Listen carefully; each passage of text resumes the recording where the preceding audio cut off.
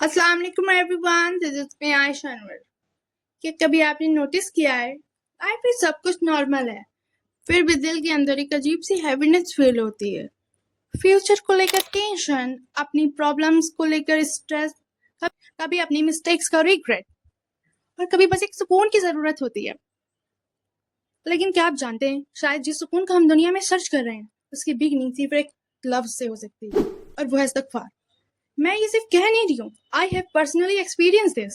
میری لائف میں بھی ایسی بہت سی چیزیں تھیں جو مجھے امپاسبل لگتی تھیں، لیکن جب میں نے استغفار کو سیریسلی اپنی لائف کا پارٹ بنایا تو اللہ نے میری بہت سی پرابلمس کو ایسے سالو کیا جیسے کہ وہ کچھ تھا ہی نہیں، اور کچھ ایسے میٹرز بھی سالو ہوئے جن کے بارے میں مجھے جینوینلی لگتا تھا یہ تو ممکن ہی نہیں ہے۔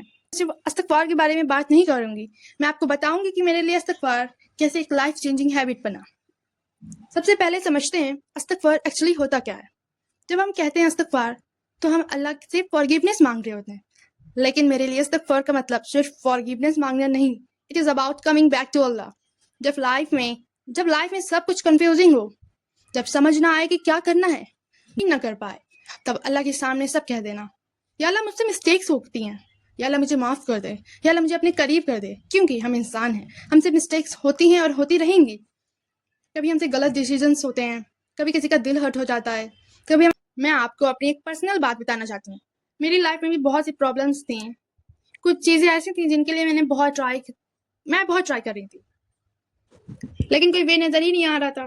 کبھی کبھی مجھے لگتا تھا یہ کیسے سالو ہوگا، اور آنیسٹلی کچھ سچویشن مجھے جینوینلی امپاسبل لگتی تھی۔ پھر دھیرے دھیرے میں نے استغفار کو سیریسلی لینا شروع کیا، اور کبھی رینڈملی اللہ کو یاد کرتے ہوئے، اور الحمدللہ میں اپنی لائف میں بہت سے چینجز نوٹس کیے ہیں، بہت سی پرابلم سالو ہوئیں، بہت سی ایسی چیزیں جو مجھے امپاسبل لگتی تھی اللہ نے ان کے لیے راستے بنا دیے۔ ہر بات سولوشن ایگزیکٹلی ویسے نہیں آیا جیسے میں چاہتی تھی، but it came in a way that was better for me. تب مجھے سمجھ آیا ہم صرف اپنی پرابلمس کو دیکھتے ہیں لیکن اللہ پوری پکچر جانتا ہے۔ قرآن میں استغفار کا ذکر کئی جگہ ملتا ہے۔ سورہ نوح میں حضرت نوح علیہ السلام اپنی قوم کو اللہ سے فارگیونیس مانگنے کی طرف بلاتے ہیں، اور وہاں اللہ کی رحمت اور بلیسنگز کا ذکر بھی آتا ہے۔ لیکن ایک بات میں کلیئر کرنا چاہتی ہوں، استغفار کوئی میجیکل فارمولا نہیں ہے کہ آپ بس کچھ بار استغفار پڑھیں اور آپ کی پرابلم انسٹنٹلی سالو ہو جائیں۔ نو، استغفار کا ریئل پرپس ہے اللہ کی طرف ریٹرن کرنا۔